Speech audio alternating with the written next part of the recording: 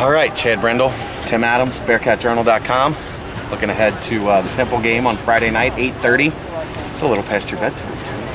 Yes, once you get to be 60 years old, it's tough to stay up past 9 o'clock. Now, actually, I'm going to the OU homecoming game the next day, so the timing wasn't the best for these two dates, but I'll be at the Bearcat game Friday and the Bobcat game Saturday afternoon. Obviously, the struggles of last weekend have been well documented, and really, I think we're in agreement that the age-old football axiom, the one that's more true than anything, is games are won in the trenches. And offensively right now, this team is just not winning in the trenches, and they need to figure out a way to get that offensive line going and get back to performing at a high level. Absolutely. There's no doubt that they were disappointed with the offensive line play.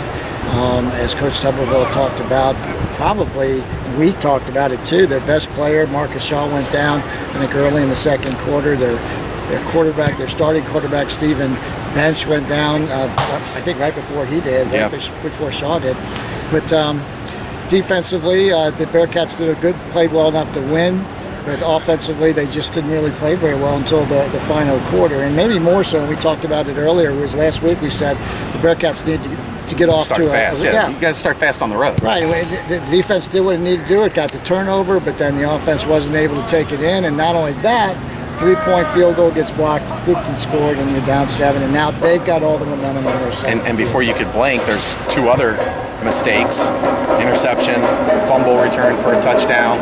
As the drums realized that are we going to have one of these where there's not some incredibly loud noise that is trying to drown us out? But looking ahead to Temple, another team that is struggling.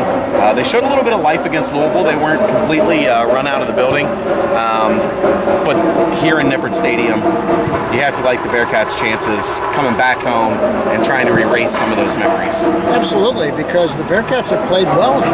Yeah. We kind of look at them and we're disappointed maybe in the 3-2 record, but the two games they played here at Carson Field have been their two best games easily, offensively and defensively, I think. You know, Purdue, people go, well, Purdue's not very good, but Purdue took Notre Dame into the fourth quarter. I believe that game was in South Bend.